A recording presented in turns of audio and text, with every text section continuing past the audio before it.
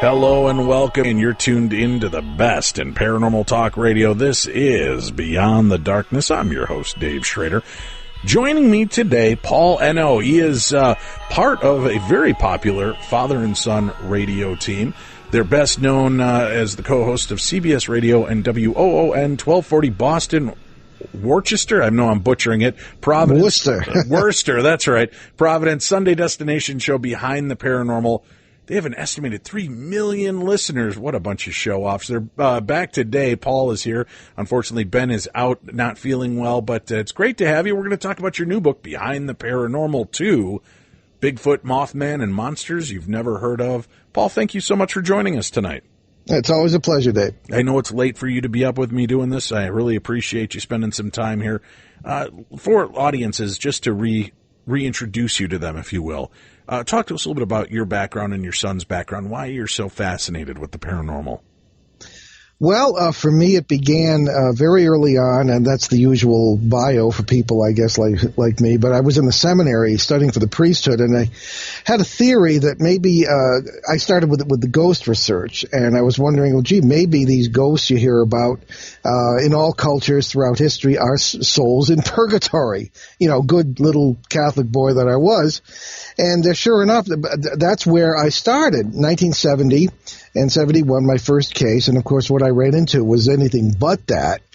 These people didn't seem to be dead at all, never mind being in purgatory. So that, and then by the time I got into the mid-70s, mid to late 70s, I was totally confused, running into ghosts of people who weren't dead, people seeing ghosts of themselves, disappearing and appearing building. And I said, this is a lot more than this 19th century spiritualism that most people are operating on. So by the time I got into the, of course, 80s and 90s, I kind of, by the time I got to the end of 77, I graduated from 2 seminaries, and the third one, out of which I would have been ordained, threw me the heck out because I should have had my nose in my books and shouldn't have been doing this stuff, even though I was working with some of the finest names in the field, including a well-known priest. So that didn't seem to save me.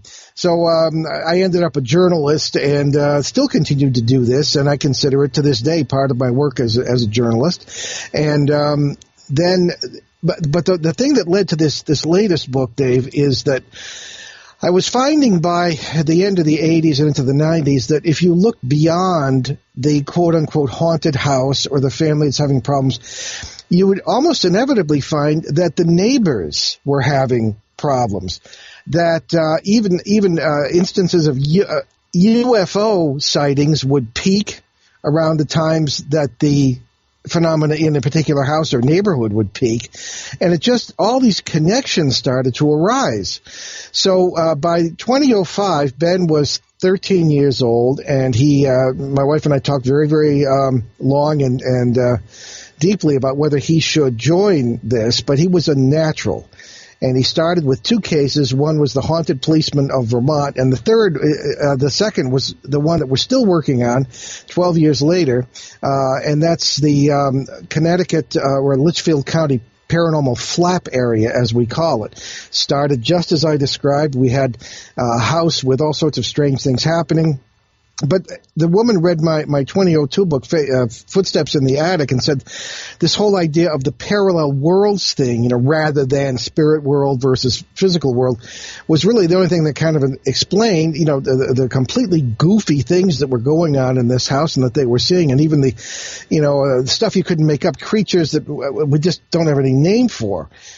So that became our first flap case. Now we're working on about 7.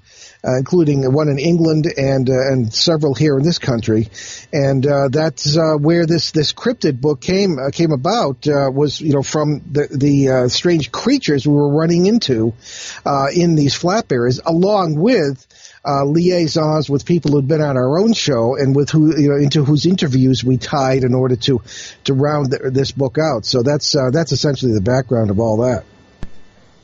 The idea that all of these things are so rampant in these areas that you're looking into and investigating, do you have any kind of hypothesis on what is going on right now? And especially somebody, Paul, that's got a theological background and has been in seminary and studied this. Does Does religion tell us anything about this possibility of what's going on right now?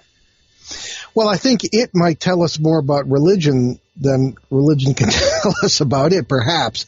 I think if you look behind, well, like I said, we don't call it behind the paranormal for nothing. We're always looking behind what these meanings may be and what the labels are to what really how they may really have come about. If you look at things that are believed by not just religions, but by our entire psyche in general. We have labels we put on things, but it's always from a very, what we'd say theologically, from a very anthropomorphic paradigm, a very human-centered paradigm. In other words, when we run into, we call them parasites, but we run into entities that seem to drain your energy and do things that make you upset and seem to be demonic or throw things around the house. It must be demons. And what does demons mean? It carries the baggage of whether it be biblical or traditional, the idea that these are servants of Satan and they're trying to get you away from God. Because that makes it easier for us to understand. But that's really very two-dimensional. I think if you look behind it, as we do, you end up with life forms that are multidimensional or because really dimensions don't mean the same thing as parallel worlds, but they seem to be multiversal, if you will. And we find them working, we find about 9 different species. We find them working on various levels sometimes, and a number of worlds at times, and this is really out there kind of stuff. But if we have a broader view, this is essentially what we're looking at. So religion is perhaps a beginning, although it tends to take on a life of its own and will serve itself. And I don't think that was the original intention of most religions anyway. So and we often have people coming to us who are clergy, who have theological educations, and much to my surprise, actually say that this whole multiverse approach does explain a lot of things. For example, the Bible says Jesus ascended into heaven. Okay, well, ascended to where? I mean, is heaven in the sky? Isn't it funny, Dave, how it's always the sky gods in all these religions? Right. But where did he go? Well, I mean, the whole multiversal idea that we're dealing with an elegant interaction of perhaps an infinite number of parallel worlds where all possibilities exist, that might be an explanation for some of the miracles of the Gospels, for example. And what does the word miracles mean? If you trace it back to its Indo-European root, it means something that's supposed to make us happy. And theologically, it means, and this is from ancient Christian theology, not the gobbledygook you have today. It essentially means this is not an upturning of nature. It is a restoration of nature to what it is supposed to be. It's not supernatural. It is supernatural, so to speak. And that's essentially what miracles are. So it really, the multiversal approach it adds multiple layers of understanding, I think, to what religions essentially have believed. And probably the deepest 2 points, of course, that the multiverse can shed light on from the viewpoint of religion would, of course, would be death, because it eliminates it. It makes it impossible. Probably the only thing that's impossible in the multiverse is death, the absence of life. And the second thing is the nature of creation and evil. And, of course, everybody says, oh, gee, my mother died. I was really close to her. Therefore, God must be bad. Bad things happen. Why do bad things happen to good people? And all this stuff that we believe. But if you look at the multiversal, I suppose, point of view, take it to its logical or illogical conclusion, if you have the idea of the creation being an explosion of divine love, and you learn that in the seminary, you learn that in church school, whatever, that God's love could not be contained, it exploded into this creation. Well, if God's love is infinite, why shouldn't the creation be infinite? Why should there be only one creation, only one version of us, only one version of what happened yesterday? Why can't there be worlds where World War II never took place? And according to quantum mechanics, if you take that to the interpretation many physicists have, those worlds do exist.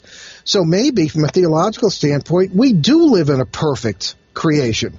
Maybe the whole thing is a great, perfect elegance. And just because our awareness is so stunted at this point, or hasn't gotten to the point in evolution where we can understand the whole thing and we can be aware of it, doesn't mean, just because it's not for our convenience, doesn't mean that it's bad, or that God is bad, or that we're bad, but we're just not there yet.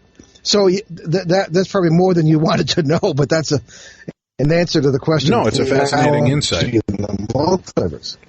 A fascinating insight on it. Well, there you have it. We're getting some choppy audio here as we go along. Hopefully that'll clear up as the show progresses. But Paul, the idea that these beings exist, whether they're here, alternate universes, parallel dimensions, shadows in time that we're seeing, are you finding that there is an uptick in the encounters with these beings? Or has it always been pretty steady? We're just better at reporting it now, and more people are out of the closet talking about the supernatural. Well, you may have answered the question, Dave. I think that if you look astronomically, we've talked to several astronomers who will say that it's a very strange situation right now in the galactic neighborhood. Now, I'll tell you why this is relevant to your question. But everything is flattened out. That happens about every 600 million years, which is interesting because the last time there was a mass extinction, so the Precambrian, 600 million years ago. But I think that this allows all kinds of electromagnetic fields to go, blasting around in the galactic neighborhood, and as we may know, that can do funny things with space-time. The boundaries, or as physicists call them, the branes, B-R-A-N-E-S, or membranes between these parallel worlds, are permeable, but they're also electromagnetic and probably charged with plasma, which is why when you see a quote-unquote ghost, you see it as usually as a hazy thing or something, a bright light or any of that kind of thing. It's simply because of the world bond. It could be your Uncle George going about his normal life in a world where he never died. So we've gotten into that on the show before. But essentially, I think that there are more things happening because the boundaries or the branes have thinned. On the other hand, we do have to remember that we have a fantastic exchange of information. And I've heard the statistic that we hear more information in one day than someone 300 years ago would hear in their entire lives. That may be a stretch, but I think it's largely true. So I tend to think that things are increasing because we're very busy. But again, I think much of it may not, but not all of it, may be accounted for by the flow of information today. I'm always fascinated by this aspect and the fact that so many people are having experiences. And, there's this universal thought that we are all connected, even the theological thought that we're all one, under God, however you want to look at this. It would seem then that others, we should all have an ability to see and witness and experience the strange and supernatural around us. But yet that's not the case, Paul. It's a few, right, that actually have this gift to be in the right place at the right time and have these moments occur for them. Why do you think more people are not tuned into it? Well, I don't know if that's entirely correct, Dave. I think that everyone has the ability to be tuned into it because that's where we live. I think it's a survival instinct. Had our ancestors not known that the saber-toothed cat was up on the rock, looking for a hot lunch, and they didn't turn around and see it, our species never would have survived. I think that for lack of a better term, the psychic or the telepathic ability, whatever label you want to put on it, I think we do all have it. When you sit down with someone one-on-one, as opposed to delivering a lecture or doing a show, as you and I both do, I think it might be easier for people to tell you. Everybody has their stories. I really don't know anyone, at least I can't think of anyone I've met in the last 10 years who had absolutely no experiences whatsoever. I've had people tell me that they haven't, but in course of conversation, I said, well, now that you mention it, this happened or that happened. It may or may not have been extra dimensional or whatever you want to call it. But I think the vast majority of people, if not everyone, have their stories. I think what you want to know is why are some people so much more attuned than others. Okay, I think that meditation can be a beginning, and I talk about that in one or two of my books. But right. Because it clears the mind of the constant chatter and the garbage that's present, and of which our everyday lives are full. I think that and if too bad Ben isn't here because he operates on that level very, very much more so than I do. But I think that we are all attuned to it. Everyone gets a feeling when they walk into a place, they don't feel quite comfortable. They don't quite know why. Everyone can be in a dark room, and when someone else walks in complete silence, they'll feel a presence, if only because the bioelectric fields connect that are around our bodies. That's a fact. So I think that we all do have it. But maybe why is it are more people seeming to experience it? I think we are more aware spiritually. Since the what do they call it? Aquarius began. I don't know if you're even old enough to remember when that started back in the 70s. I mean, there seemed to be more of an awareness of the paranormal as being normal. People were seeking spiritually things beyond the institutional religions of the early part of the 20th century. And I think it was a normal evolution in society. It's kind of odd where some of it has brought us, but I think that there is more of an awareness. Back when I was a child, and there actually was a time when I was a child, we would our house was kind of a gathering place. Now, my father had passed very early in my life, but people would come over after church services, and they'd sit around our living room. I was just this little kid. And I think the most fascinating parts of the conversation was every once in a while something would come up that would be, today we would call paranormal. And everyone, you could hear a pin drop. Everybody wanted to hear what it was. But it was always something that someone heard happen to someone else. Now, for those people to come out and say, well, this happened to me, they would be reluctant to do so, even among friends. But today, I think that stigma has dropped, perhaps because there's so much talk of the paranormal. There's so many shows on cable TV, worthless as some of them may be. There is an awareness, and people do tend to talk about it, I think, more. The most frightened people we ever see, generally, are people who come up to us after lectures, and they're highly trained professionals, lawyers or doctors, once in a while clergy, and it has happened to them. Something happened of an overtly paranormal nature that really has frightened them, and so it shakes up the very comfortable world that all of us, I suppose, used to live in, but not so much anymore. When we talk about the idea that when you become one and you're kind of meditation and you're allowing this to happen, most people have these moments that aren't even expecting them, though. Right, no. Paul? I mean, that's the fascinating aspect to me is it's people just going about their everyday lives that see these craft in the sky or creatures walking across the road or dark shadows in the corners of their room that begin moving and undulating around. So to me, I don't even know that we need to be in that mental focused area, of silence to allow these things to occur or open up to us. Oh, that's true. I think the deeper experience of spirituality would be helped very much by the meditation thing. But as far as experiencing the paranormal, I'll give you a perfect example, Dave. Please. It's been 47 years going on 48 that I've been involved in this field, and things always still take me by surprise when they happen. September 16th, 2016, I don't think I've been on your show since then. I don't know, maybe. But I'm sitting in a field in Pennsylvania. Now, this is a new flap case. We started it in May of last year. And here it is. One of the people in Shane Searway, whom I believe has been on your show, maybe he talked about this, had a Bigfoot experience in this area where there are all sorts of strange lights, all kinds of cryptids. People have shadow people in their houses, some of them, and real flap area and everything. The military buzzes the area with C-130s and drops things. Bizarre. So I'm sitting up there in this truck, in my truck, in a field in which we had captured all sorts of strange photographs of strange lights in the sky. So I'm sitting there. It's the middle of the night. I'm expecting strange lights. Okay, and it was a little chilly. It was a brilliant moonlit night, but September, a little chilly. So I had my driver's side window down, looking for strange lights.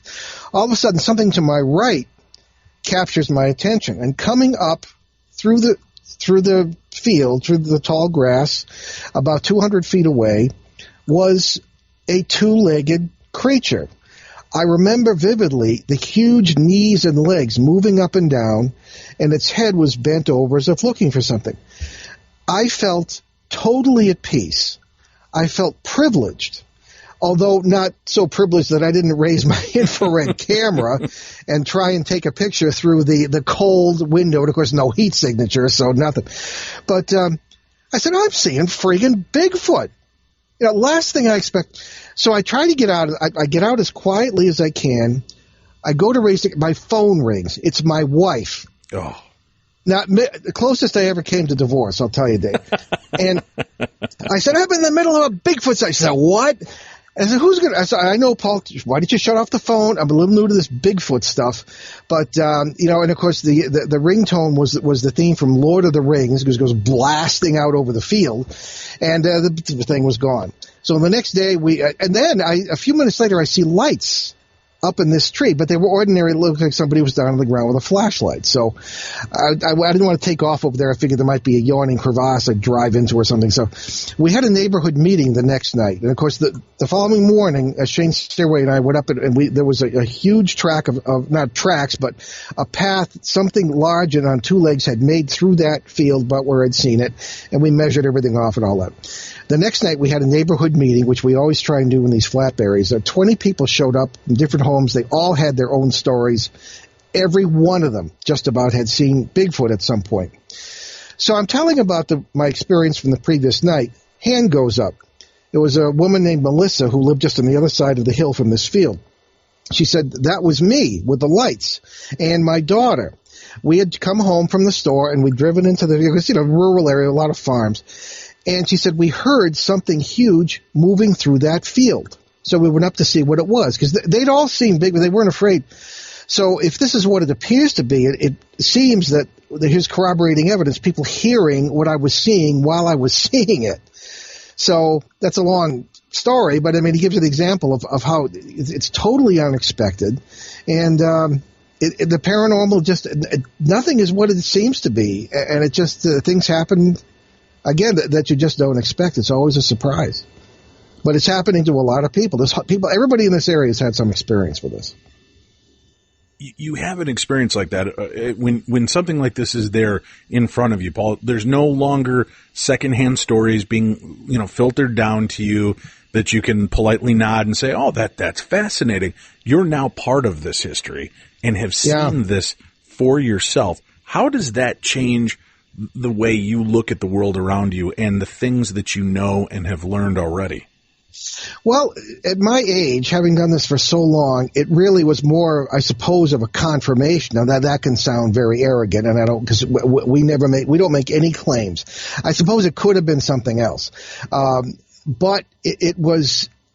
I'll tell you what it was a vindication of, Dave. It was a vindication of the people who come up to us after lectures and tell us how privileged they felt to see Bigfoot or whatever it was, and now I've been there.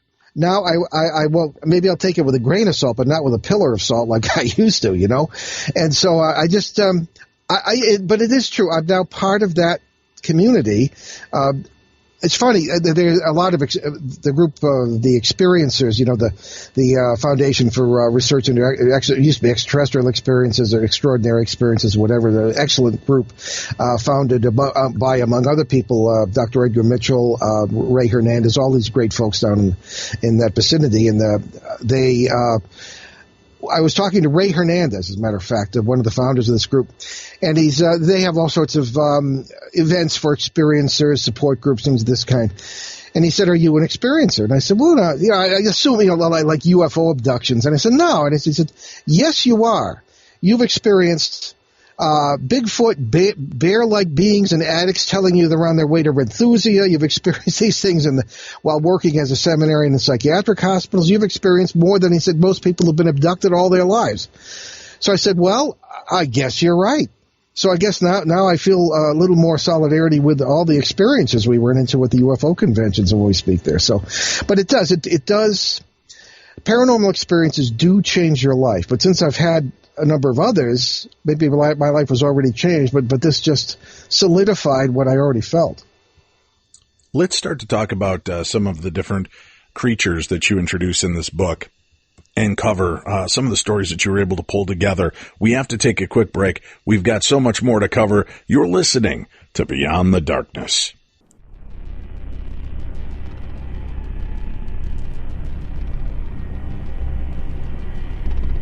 Beyond the Darkness.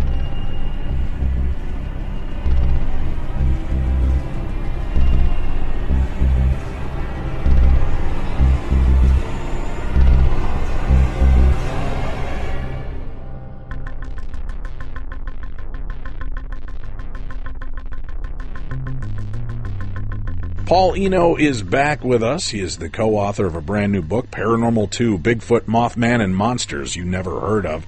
His son, Ben, is unable to join us tonight. He's not feeling well, so our thoughts and prayers go out to Ben for speedy recovery.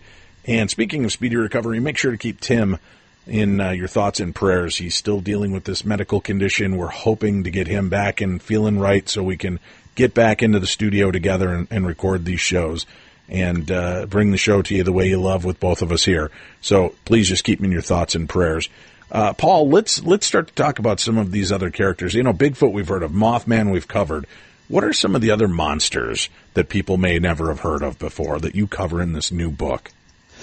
Well, sure. We have a chapter on canine cryptids, which is a term, and nobody wants to use the term werewolf, right? But I do. That's a lot cooler.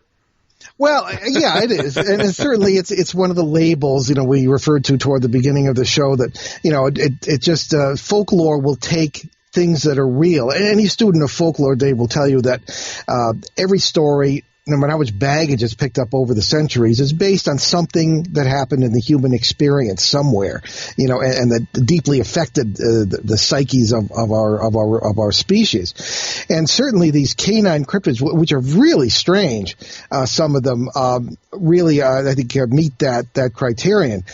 We tied a lot of our because we're kind of, it's only been maybe the past 10 years that Ben and I have been working on cryptids, but bringing them into these flap areas and considering them part of the cases. But we tied into particularly Linda Godfrey, who I'm sure she's been on your show, but she's a tremendous scholarly lady who has written a lot about the wolf man, the dog man phenomenon, particularly in America.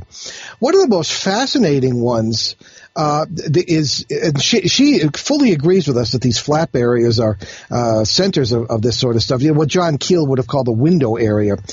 There's a place in Wisconsin she calls the Jefferson County Square of Weirdness. I like that. And there was one incident that it's only a 13-mile area, and you've got all kinds of goofy things going on. There's even a lake monster, Rocky the monster of Rock Lake. It's all kinds of things. But this Gadara thing was really struck us as strange. Maybe it's because of my theological education. But there was in 1936. This goes back to that far back. There was a security guard. And he was making his outdoor rounds, and he came upon, much to his surprise, a huge upright canine cryptid, which is essentially a dog-like creature on hind legs, sometimes as tall as 6 or 7 feet. And this creature was digging a hole in one of the old Native American burial mounds that this area is full of. That adds another interesting aspect. The man said that the creature turned around and looked at him, and the man was petrified, and he started to pray. So obviously he's a religious believer, but he thought he heard the creature utter something like Gadara in a low guttural voice, because it's very seldom these things will talk to you, or people will think they're talking to them. So I'm wondering, Gadara, the closest context we could think of for that was from the Gospel of Matthew, where Jesus is reported to have cast a number of demons out of a man in the, quote, the country of the Gadarenes, or Gadara, right? the demons went into a herd of pigs, which ran down the hill and drowned themselves in the Sea of Galilee. Now, nobody records what the pig farmer may have thought of all this, but the problem is Gadara is 30 miles from the water, so there are geographical problems with the whole story, which is also reported in the Gospels of Mark and Luke, but in different places. But Gadara, I can't think of any other context for that. So maybe the man was very religious and thought he heard Gadara. Maybe he'd heard that in some reading at church that day. I'm not sure what day of the week this occurred. But you have to look at mundane examples of that sort of thing or potential explanations for this sort of thing. But he thought that it did say something. So canine cryptids are weird enough, but talking ones are even stranger. Now, Linda lives in Elkhorn, Wisconsin, which is right near the domain of the Beast of Bray Road. Now, I believe it was in 2005, a really gory movie was made about this creature, and, because bearing very little resemblance to what actually had happened. But in the book, we have Linda was kind enough to let us reproduce her original sketch of the Beast of Bray Road, because she's the one who broke the story. Like me, she was a journalist at in her case, at a small weekly paper in this area of Wisconsin, Walworth County, Wisconsin, and she broke the original story, I believe it was 1991, of the Beast of Bray Road, which of course has taken the imaginations of everyone, and even Hollywood in that case. So that's a very strange one. People would literally see this creature walking on hind legs, sometimes kind of human-like legs, carrying its prey higher, in its forepaws, which are, of course, above the ground. But you have the unmistakable long snout, the pointed ears on top of the head, very dog-like. And as a matter of fact, I laughed. It was Ben and I were transcribing one of our radio interviews with Linda, and she was jumping through all kinds of hoops. Because she tries to keep her feet on the ground as we do, but jumping through hoops trying to indicate that it's very possible for mammals to walk on their hind legs. And I suppose it is, but they have to kind of be trained to do it and be motivated to do it. Unless you're there was one dog born without front legs, and much was made of the fact that the dog could run along on its hind leg. But barring any sort of mutation of that kind or animals being trained to do that, it would be very strange. Sometimes they're seen on all four legs, and then they'll get up when they see and run away on two legs, or sometimes they'll be on two legs, then drop on all fours to run away. These are these reports. So certainly the canine cryptid thing was really a strange and interesting aspect to our book. But just as sort of a kind of an in-joke with Linda, we put in a picture of Ben and his cat, who likes to stand on her hind legs, although she doesn't run around and terrorize the countryside as far as we know. But she's neither a canine nor a cryptid, but she made it into the book as an example of maybe, Linda being right. We also look in our fourth chapter, of course, sea and lake monsters. And, of course, we all know about Loch Ness and all these different critters. And we were very grateful to have artist Corinne Mansberg do some of the original sketches for original black and white artwork for this. We opened that chapter, though, really with an experience that I had. Because we have our own experiences, peppered into the book here, along with those of our guests. This occurred October 2nd of last year, so very recently. And I have a habit, when I have the time, of strolling along the Blackstone River here in Rhode Island and Massachusetts. And there's a beautiful interstate park, national park that goes up and down the river, and there's a lovely bike path on it. So I was walking on this, and all of a sudden, then the river was to my left, about 20 feet away, and I heard a tremendous thrashing in the water. And I've actual photographs in the book of this, because I had my camera ready for once, my cell phone camera. A head the size of a football came up out of the water, gave me a dirty look. It's all I can call it. And then kind of turned away, and then started to submerge and back into the water. Now, I've grown up next to rivers all my life. I grew up next to the Connecticut River, and I live here in Rhode Island next to this Blackstone River, which isn't as big, but it's pretty long. And this is Rhode Island. It's 48 miles long, 37 miles wide. So we all know each other. So the director of the Department of Environmental Management is a good friend of mine, and I know a lot of her staff, and her biologist one of the state biologists, I sent pictures to them of this creature. And they were kind of stumped. And they said, well, it's probably, there's some awfully big snapping turtles in the Blackstone River. And that was the first thing I thought. But the head, if you look in the book, you see the head does not look like that of a snapping turtle, and there's no sign of a shell. And, making, big as they may be, making a commotion, if 10 feet around it in the water, this thing had to be really huge. The other thing that occurred to me was that you hear from the South a lot of people releasing their pet pythons when they get too big or whatever, and they're like there are some that are seen in the American wilderness now in the South that this may be possible. But so the head looks to me like almost like that of a python.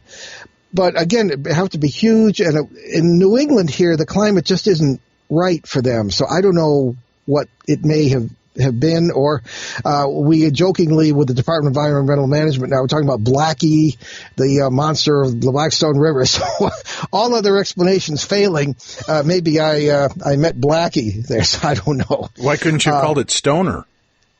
Stoner. Well, that's true. Well, there are too many of them around here as it is. So you see something like this. It's fascinating, though, right? Because we start to dismiss things like, could it be somebody's former pet snake that's now out there? And, well, they can't live in this kind of environment. But it's interesting how animals learn to adapt in some of these situations. Very true. We might be dismissing and throwing the baby out with the bathwater on generalizations of what we think we know about predators and snakes and creatures when it could be that. But you're simply solidifying for me more reasons to never go out of my house again, Paul. I just want you to understand that. Well, I don't know. Well, try living. I don't know. You're in. Where are you? Minneapolis, St. Paul. Oh, so you're not near the. Okay, so you're not near the ocean. No, just the land of 10,000 lakes. Well, when I think of the times, we took our sons down to the beach, and I was frolicking in the water. But Ben, you couldn't get them out of the water. Right. And the Rhode Island beaches in Massachusetts, a beautiful surf and all this. When I think of the number of sharks that are out there now, because they've come up the Gulf Stream and off Cape Cod. You see some pretty humongous sharks. Speaking of which, we also mentioned the possible survivals of the megalodon in this chapter, and we talked to our good friend Steve Alton, who wrote. It's very rare that we have on our show a fiction writer. However, people like Steve have done their homework and know about the biology and the ecology of creatures like this megalodon, sort of a lovable 70-foot, 70,000-pound cousin of the great white shark that makes it look like a minnow, and would really be quite the challenge should it rise from the seas today. So there's a little bit of evidence that that's around. And then we get, of course, into lake monsters, a subject Ben loves. And we talk about Nessie, of course. Everybody knows about Nessie. And Champ, the monster of Lake Champlain, up our way here in New England. And we were able to talk to some witnesses to that as well. We talked to our good mutual friend Nick Redfern, who has a lot of very interesting insights on a lot of interesting things when it comes to cryptozoology and every other part of the paranormal. One of the really strange aspects of the lake creatures is that in the British Isles particularly, you've got little tiny glacial lakes. And we talk about the experience of the Coyne family in 1968, which they lived near Loch Nahuin. It's not quite pronounced the same way as the Scots do, but I believe it's pronounced Low Nahuin, in the central part of the Irish Republic there. And the man and his they were flax farmers. The man and his son, peat farmers rather. The man and his son were down at the shore of this little lake, and all of a sudden they see a creature with a long neck and a horse-like head that was nearly a foot in diameter. They were swimming, cheerfully around, and they were taken aback to say the least. When the dog started to bark at it, the creature turned to them and swam to them with its mouth opening in a threatening way and sort of an aggressive poise. But they noticed it didn't have any eyes, according to them. And the whole family by this time had come down and didn't have any eyes. And the first thing that struck me, could this be a subterranean creature? Because this area is full of caverns, and a lot of the caverns are full of water. Could it have found its way up from below? And the ecology of caves is that many of the animals, not all, but many have eyes that have atrophied because it's in the total darkness. They don't need them.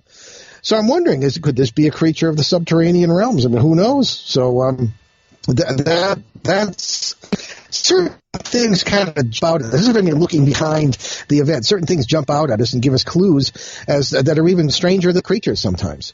One of the things Nick Redfern pointed out was that the military has always been and we find this out firsthand in almost all these flap areas, really all of them as far as we go, the military is very interested in this. And most of these guests who think deeply, like Nick Redfern and Linda Godfrey, agree with us that wouldn't we love to weaponize the paranormal? Wouldn't we love to know how Bigfoot comes and goes in an area such as we've been studying in Pennsylvania, where the woodlands are maybe 5-10 acres at most, and where there has to be a breeding population because they're seen very frequently, but yet you have a lot of open country. You know, where do they hide? The best theory I've heard is they hide in caves. Well, I mean, you don't always have caves. So and why do you have, we found these tracks that just start and then go for 30, 40, 50, and then just disappear, whether it's in the snow or whether it's in the mud. I mean, where do they come from and where do they go? You know, assuming it's not some kind of a thing that's, fakery.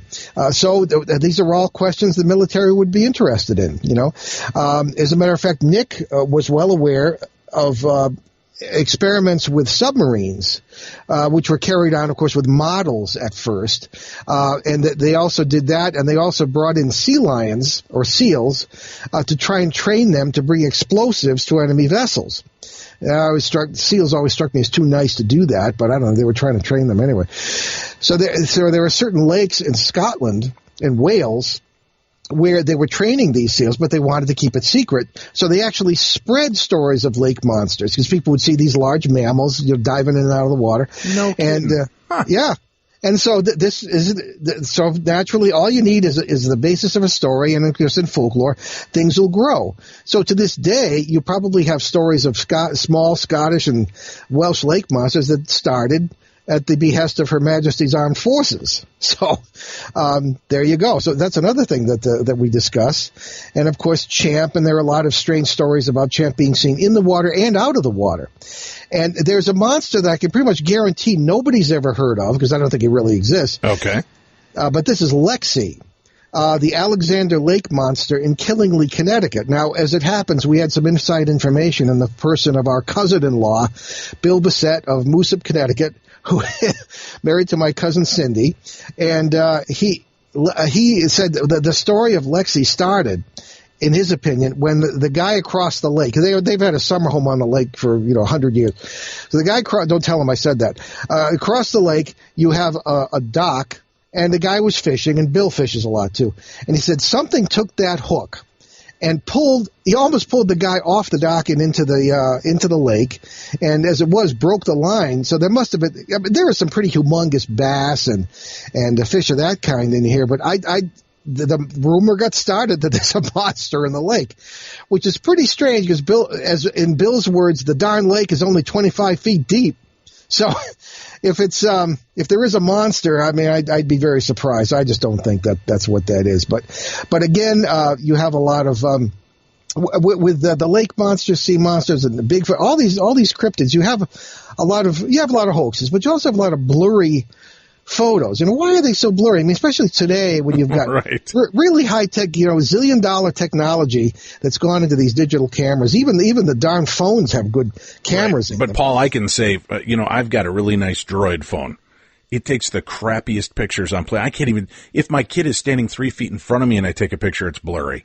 Really? So I can understand the frustration. And then when you're nervous and you're trying to hurry up and snap the shot before the thing goes under, or before the lights in the sky change, I can understand why there are so many janky shots. And you try to expand your screen real quick to blow it up, and then what you don't realize when you're, zooming in, you're taking it to the extent of what it's able to do, and the slightest moves, even just you using your finger to tap the camera picture part, that little shake can send you off onto a blurry shot.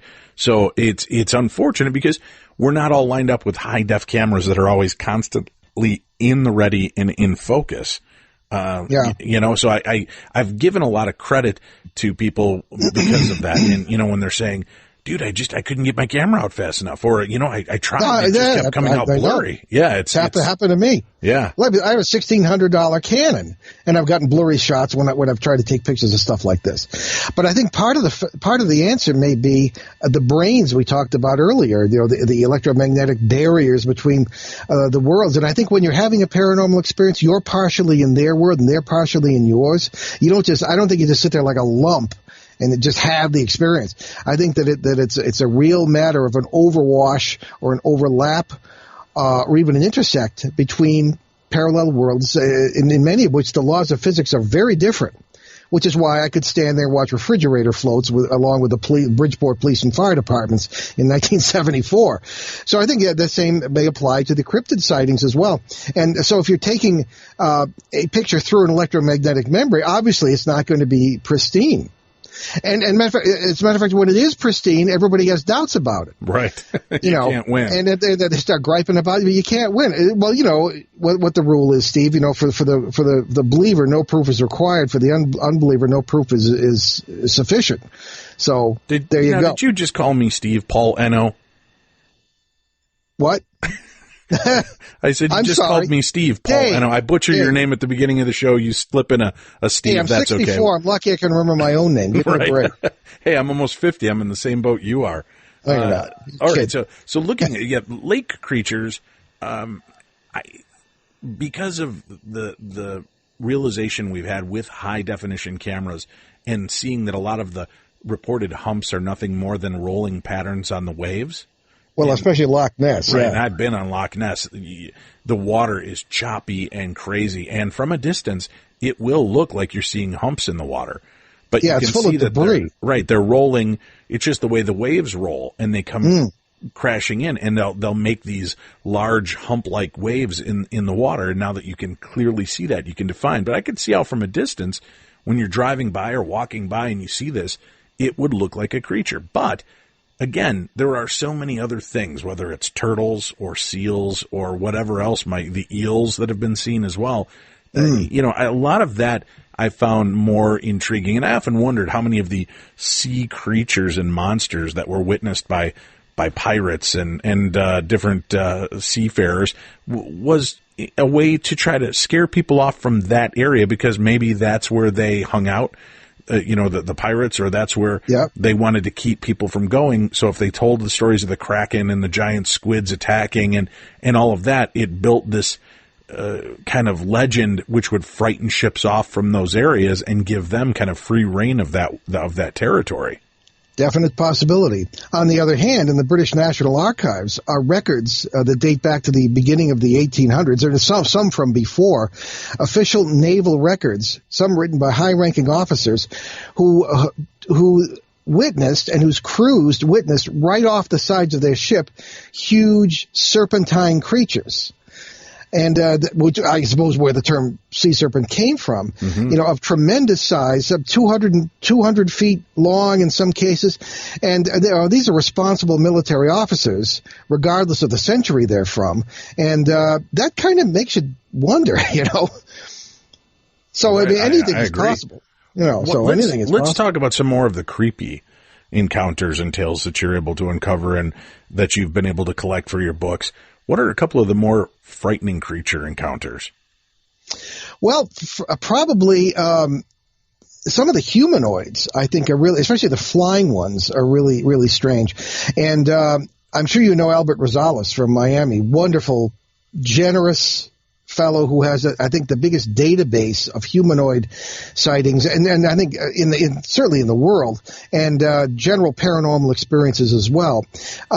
I think certainly some of the humanoid encounters, and you can put Bigfoot and Mothman into the humanoid category, although they're so, they're the big cheeses, so they get their own chapter. But one of the strangest things that he himself experienced, and he grew up in Cuba, was he was walking down his hallway one day, and he looked in the mirror, and he saw the figure of a man. And he had a beard, a helmet, like an old-style Spanish military helmet like from the 1700s. And he said he was smiling. Now, and he reminded him of an old Spanish soldier.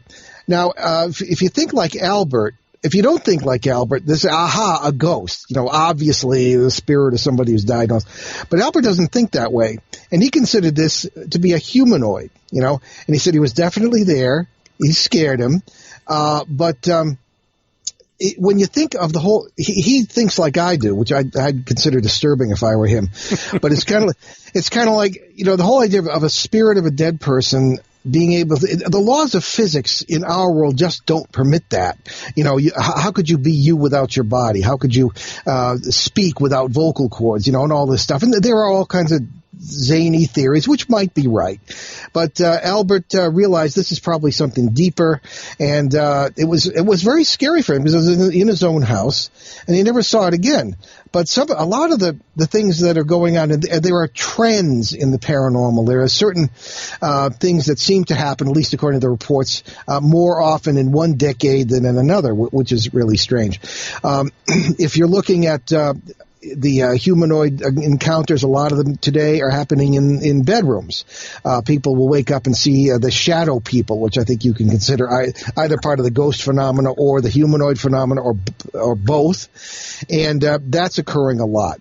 There are some awfully strange UFO cases that are associated with humanoids and even with Bigfoot. And again, these crossover phenomena that we were interested in looking at in flat areas. There was one case, I don't know how well known it is, but I wasn't too familiar with it. But November 1973, outside this village in France, and there was a couple parking there on the road like couples do. And all of a sudden, a UFO comes out of the sky and lands, a very bright one, lands in a snow-covered field nearby. According to these people, this guy and girl, a hatch opened up, and a couple of short humanoids with slightly large heads came out, perhaps the classic grays that people might associate with UFOs. However, after that, two tall humanoids with blonde hair and they're supposedly wearing silver suits came out. And of course, those were known in the 50s and in the 60s from the UFO experiences. They'd see these, they'd call them the Nordics, and these tall blonde-haired ones, and then these small ones that are kind of like the grays, as we would know today. But then, a few minutes later, out comes something looking an awful lot like Bigfoot. And talk about being scared. I mean, right. Between they were terrified. The girl jumped out of the car and ran toward her car, jumped in and, I don't know, headed for the hills. And then, according to the man, the smaller humanoids seemed to glide across the field toward him. But, he thought retreat was the better part of valor, and off they went. He said they were about 4 feet tall, protruding eyes, a nose just like two holes, bulging cheeks, and mouths like slits. Now, the mouths like slits and the two holes like for the nose are very much in line with the grays, but the bulging cheeks generally are not, at least as he said. And we begin to speculate in the book, as people like Nigel Kerner have speculated, British researcher, could these have been mechanical? And this theme kind of runs through some of the chapters in our book. People wondered if Mothman could have been mechanical because of these glowing red eyes. We have a creature called the Van Meter Visitor, after Van Meter, Iowa, where this thing was seen, and it was back in the very early part of the 20th century, first decade. And you had a flying, almost pterodactyl-like creature, but it had they thought it was a horn on its head that was a brilliantly glowing light. Now, I mean, that's more than phosphorescent. I mean, could this have been some kind of machine? So this theme kind of runs through, as one of the many possibilities for at least some of these cryptids, and even for the grays. And then we get into the flying humanoids. I mean, just when you think you've seen everything, along comes this stuff. And there are lots of pictures. And for some reason, we have a huge listenership in central Mexico. I don't know why. I guess when we were on CBS, they got hooked on us or something. And I guess they say that they're all English speakers, of course, because we broadcast in English. But they get together, we're told, on Sundays in a group, and they listen to our show live. So that's kind of nice. But around that area, in the early 2000s, there was an outbreak of what appeared to be flying humanoids, from there all the way up to northern Mexico into the U.S. Southwest. And, of course, I think you can tell some of them are hoaxes, balloons, people let them fly. But balloons don't move horizontally, in steady flight.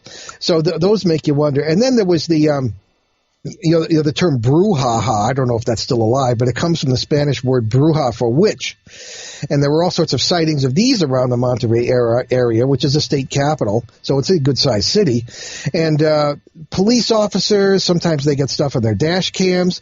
They were frightened to death. There are some really strange videos. I don't know how legitimate they are, but we've had people contact us saying that they had seen these things. So the flying humanoids were really, really strange. And if you were up close, we talked to one person who had a face-to-face encounter with one of these bruja. They said that it just was wrong, just not fully human. 2 legs, 2 arms, 2 eyes, a mouth, but just not fully human. So we at this point we were getting into asking guests such as Linda or Albert, how do you separate the sense from the nonsense? How do you separate fact from fancy here? And the answer was, of course, was the same from both. That first of all, after a while, and you know this too, Steve. Steve, right? Dave, I did that on purpose. That you can begin to separate the bovine fecal matter from the good information. When you hear it, you can tell when somebody's pulling your leg, okay? But that's not good enough. You look for certain clues. Like, if the story is so ridiculous, the person happened to have a wooden stake and the vampire walks up behind him, all this kind of stuff. But you really can't tell fully what it is. But I cite one case in the book on the humanoids here of my own experience in Puerto Rico in 1984. And it's a long story, but there was a doctor, not a doctor, there was a banker couple, a middle-aged couple with 3 children, a banker and a real estate agent. The wife was a real estate agent, the guy was a banker. So these are not people given to wild slips of the imagination. They after a long conversation, they said that the fairies would clean their house every Saturday morning. They would go for a walk with the children. They come back. All the chores were done, including the breakfast dishes. So I cheerfully showed up, and I had actually I probably shouldn't have done this, but I was there in the line of duty in the U.S. Coast Guard, and I asked the captain of my ship, can I use some of the equipment on shore? So they kind of knew me by this time, and it's like, yeah, all right, good. So here I'm using Uncle Sam's equipment and tripwires and all this stuff, setting it up in their kitchen on tripods. And I had breakfast with the family. We went for the weekly walk. Well, we got back. None of the dishes were done. Nothing was done. The cameras, there were 1 or 2 just washed out shots, and this is the days before digital. It was just good old black and white Tri-X film that I could develop myself on. I had my own photo lab on the ship, so it was just. People will say, "Well, why did you believe the story?" Because these were very, very serious people. And I said, "Have any of you actually seen these fairies?" All 5 of them said yes. They would see orbs. They would see what they believed were little figures looking in the windows. And again, these were not people ready for your antipsychotic drugs, to be given to them, because they were just very, very serious people. So, but they were upset with me. I thought I'd have to clean the house. And they blamed the cameras being there for the spooking the fairies. So take it for what you will. That was or maybe they were afraid of the Coast Guard. I don't know, but it's just that was one of the strange things. And then the only thing to follow that humanoid wise, I guess, in our recent experience, one of the flap areas we investigate, which is the Bridgewater Triangle in Massachusetts, which is very close to where we live. Ben is married now and lives in Mass, but we're both close to this area. We went there in 2010. And there are many, many stories, as there are in other flap areas, of Bigfoot. As a matter of fact, I talked to a retired police officer who had been in his cruiser in 1975, and he was parked by the Hockomock Swamp area. Some huge, hairy creature picked up the back of his cruiser and dropped it with him in it. Needless to say, he needed a lot of coffee when he got back to headquarters, but it was just, there's all kinds of witnesses, including police officers who've seen strange stuff, UFOs, weird lights, all this. So one of the more unique aspects of the Bridgewater Triangle is that you have the Pukwudgies. Mm-hmm. Okay, and the Pukwudgies are supposed they come. We traced it back with the help of a researcher, friend of ours, to the Algonquian language group. There's a word, the Pukwudgie, okay, which are supposed to be a race of small people, and a lot of the Native American tribes have legends of small people, not just the Irish, So these Pukwudgies, there had been a number of reports of these, and I had talked to several people. So, July 2010. Ben and I were examining the area. It was our first major trip out there to really, check out what was going on. And we stopped at the head of the Coppicut Reservoir, which is in the Freetown State Forest, all part of this triangle. And it was very beautiful, so we got out. We walked into this clearing by the shore of the lake, and we felt very, very strongly that we were being watched. Okay, so I just shot a few pictures just into the trees and all this sort of thing with my $1,600 camera. And sure enough, when the pictures came out, and I don't know if it was you I sent these to when I was first on your show, but I sent pictures of, I sent the pictures of what we got. And there are two in which there seem to be small figures. And in the color shots, you see very vivid flesh tones on these people. Now, one thing you learn in photography is that flesh tones in nature are very, very rare unless you're dealing with certain fungi. And plus, you're asking for trouble if you're taking pictures in the woods on a sunlit day with the interplay of light with the leaves and this sort of thing. But these figures just really stand out. So we put these in the book, and we're not saying they're one thing or the other, but we've had a lot of people from everywhere have seen these and been totally floored. Now, interestingly enough, not 40 or 50 yards from where this experience occurred, I believe it was 2015, a man, we don't put his name in the book, but his dog's name was Bingo. Yeah, it was May of 2015. He and Bingo were just taking a walk down this very road, and all of a sudden, he looked up, and there, on the other side of the from the river, the other side of the road, was this little man.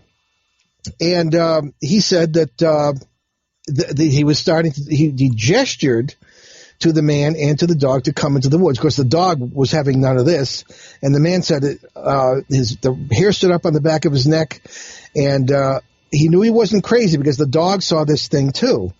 The figure was very pale, wearing kind of a nondescript brown clothes, and he said he had a smirk on his face. That's what he told me. And he started gesturing. So they kind of backed off, and they have never been back to that area since. So within 50 or 100 yards of where we had this got these pictures. I don't know. I mean, people can decide for themselves. So there was that. So that picture's in the book as well. Both of them, actually. So we get into mermaids as well, because we have discussed this on the show, but recently, actually over the past few years, in a certain coastal city in Israel, people supposedly have been seeing these mermaid-like creatures. Now goes back thousands of years. Of course, the Greeks had the traditions of and the legends of the sirens, the mermaids, lovely women who'd sit with fishtails, who'd sit on rocks and sing, and then the sailors would want to get closer, and of course they get KO'd on the rocks. So we have a picture in here of a guitar fish, which if any sailor had seen the bottom of the guitar fish, there are gills that look just like eyes, and that are a rather female-looking mouth, and maybe from a distance they could see, but I mean, I don't know if that really explains it. Certainly manatees in the New World. Columbus supposedly had a mermaid sighting, so did Henry Hudson supposedly, although that was off the coast of Asia. So we don't neglect the mermaids, and again, we have some of the great artwork of Karen Mansberg in there as well. But it's the mer people have generally been sort of part of the human folklore for really all the history of the human race. We are surrounded by monsters, Paul. We are surrounded by monsters. They're everywhere. Let's hope we're not the worst of them. Well, unfortunately, I feel we are. Well, in 1992, you had the man was, again, this is from Puerto Rico. I found a lot of strange things in Puerto Rico, including that ship that supposedly is on station out there to watch the UFOs come in and out of the Mona Passage.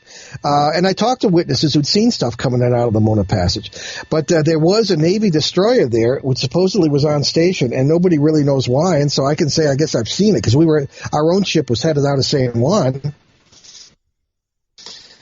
And there was, maybe that story may have to explain the presence of the ship. I don't know. More likely, they were monitoring ships coming in and out of Havana, Soviet ships at the time, because that's one of the things we were doing. But I don't know. Really can't tell. Mission, your core mission is your core mission. You don't talk about it. So in any case, we have more aquatic humanoids in here. A lot of strange things from South America. 20 students seeing at Quistacocha. I don't know if I'm pronouncing this correctly, but Quistacocha Lake in Iquitos, Peru, 20 students all saw this mermaid-like entity, fish-tailed woman in the middle of the lake, frolicking, and then she dove when she saw she was being observed. So that's a lot of witnesses. And we end that chapter with a rather touching story of the butterfly people of Joplin, Missouri. Because in 2011, this humongous, EF5 tornado comes barreling through, killed a bunch of people, did terrible things to the town, and a lot of the children came forth in the following days and said, well, my life was saved by one of the butterfly people. And all sorts of children from different parts of the town said they'd seen these flying humanoids with colorful wings, and some interpreted them as angels, depending. It depends on your belief system, what label you put on them. And a lot of adults who were with the children, I'm not aware of any who had seen them themselves, but said something very uncanny helped them out of this situation, because there's no reason why they shouldn't have died. I mean, the funnel's right there. I mean, the house is collapsing, and something saved them. So the butterfly people of Joplin, they even people were so inspired that there was an artist, I can't remember his name.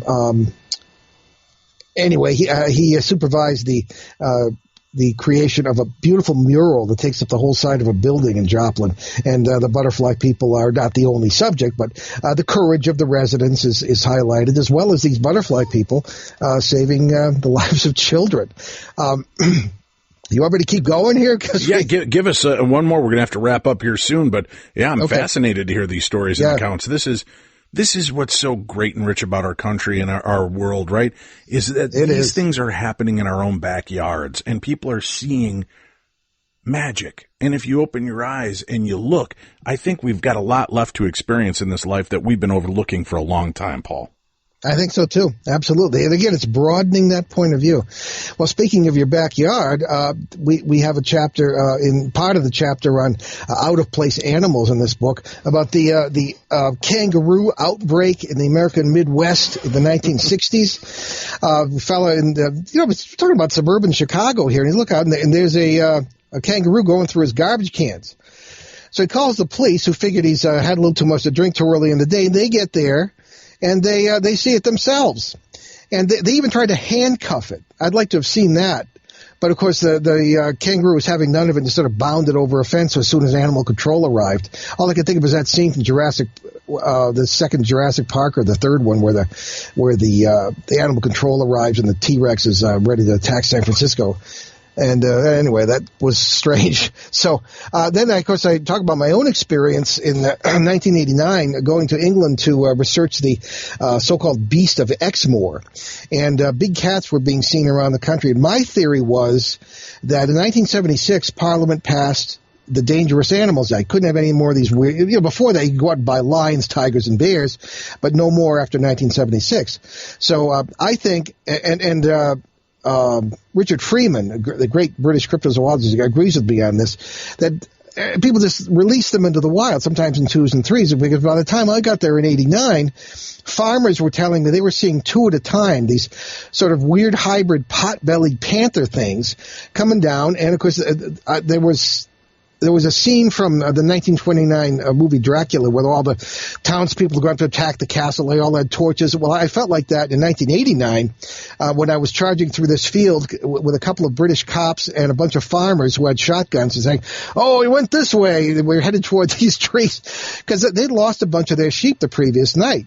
And there's probably more than one of these creatures. So I had a lot of fun over there. I didn't see it, but I saw some pretty humongous tracks, and I saw some pretty strange sheep kills where the meat had been licked out from between the bones, as a big cat would do, not like a dog. And so by the time I left, people were frightened for their children, and they were had brought down moor ponies and all this business because there were wild ponies out there on Exmoor and Dartmoor. So that was a really strange thing. So I no sooner got back, I get back, and then it wasn't too long before I got a call here in New England from the Massachusetts Environmental Police. And he said words to the effect that, one of our people read something you wrote about that lion in England. Now we have one in Mansfield, Massachusetts, which, by the way, is right in the middle of the Bridgewater Triangle. So I talked to some people over there, and Ben wasn't even born yet. I mean, my older son was only 9.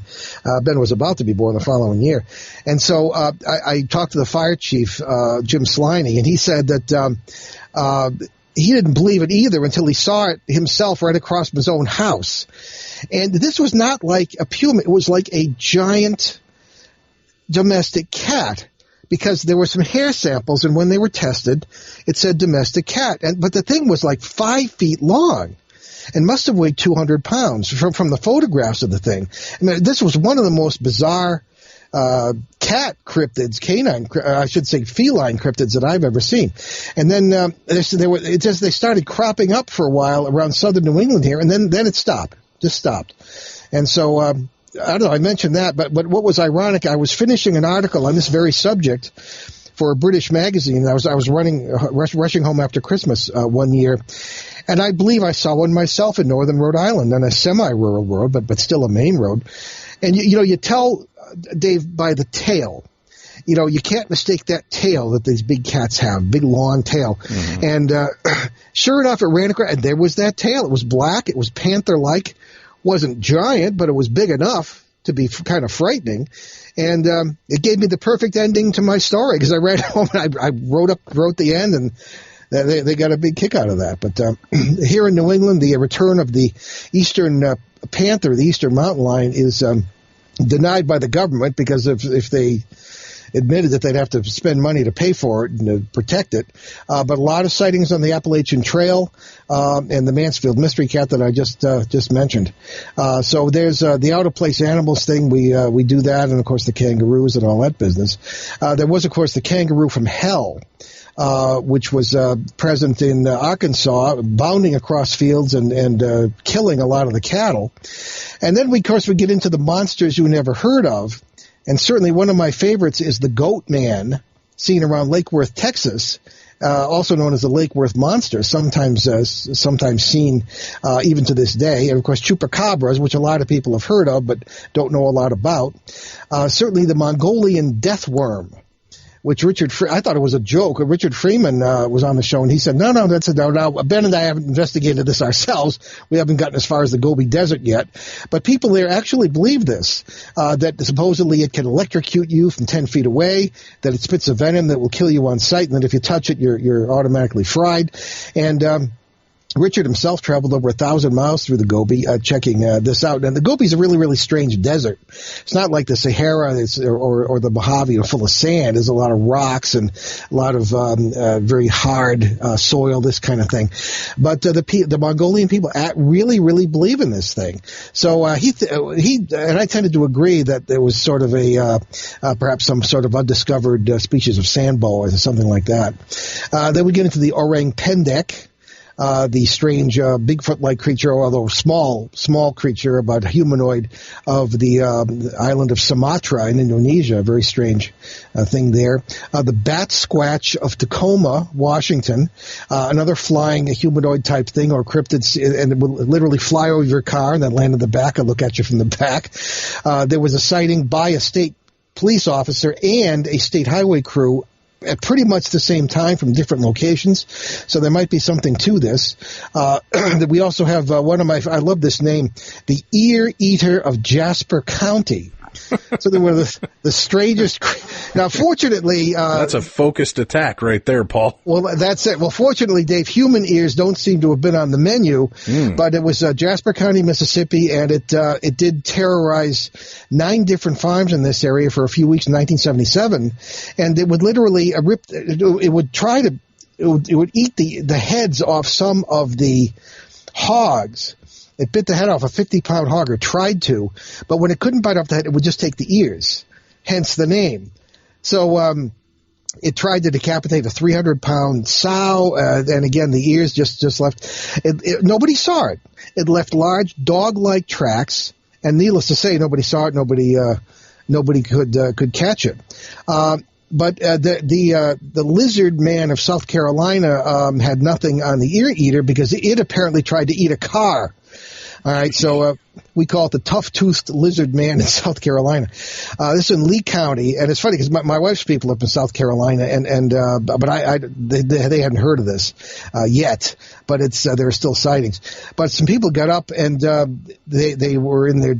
They had a car on their property, and they went to get into it one day, and there were all these tooth marks all over it, and a lot of damage to the side, and something had gotten in there, torn out some of the wiring, or bitten out some of the wiring. Really, really strange. And, of course, the first question that arose in my mind was, well, if this is in their driveway, why didn't they hear all this? But, of course, it wasn't. It was on another part of their property. Farm country, they had a lot of acreage. So this lizard man, there was, but also apparently was somewhat hairy as well. One of the first sightings was by a 17-year-old who was driving home from work one night and had a blowout on this lonely road near this swamp where this thing seemed to hang around. And he literally saw it. He had finished changing the tire, saw it running toward him, charging toward him across this field. And, of course, he had a flashlight, so he said it looked like leathery skin, but it also had hair. He, needless to say, beat it into the car and took off in a terror, but not before the creature jumped on top of the car and held on, And so he's swerving to the right, and finally threw the presumed lizard man off the car, and there you had it. Man. So we get into the Jersey Devil, the Owl Man, and all this kind of. I don't know. I guess we're out of time, but just the stories out there are absolutely amazing. The Webb Lake Big Bird, and it's all covered. It's in the new book, Paranormal 2: Bigfoot, Mothman, and Monsters You Never Heard of. So even though we didn't get to cover them, I mean, we blasted through a ton of them tonight. With Paul, there's more in the book. That's why you want to check out the book. And Paul, how can people hear your show with your son Ben? Okay, well, it's like the title of the book, Behind the Paranormal. I guess that's our brand, BehindTheParanormal.com. Just go to that. You can get the book. There are over 700 hours of free recorded shows from CBS and from ON 1240 here in Boston, Providence area.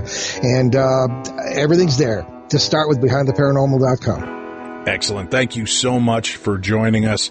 Tomorrow, the Chronicles of a Modern Exorcist. So make sure you're back here with us on the best in paranormal talk radio. This is Beyond the Darkness.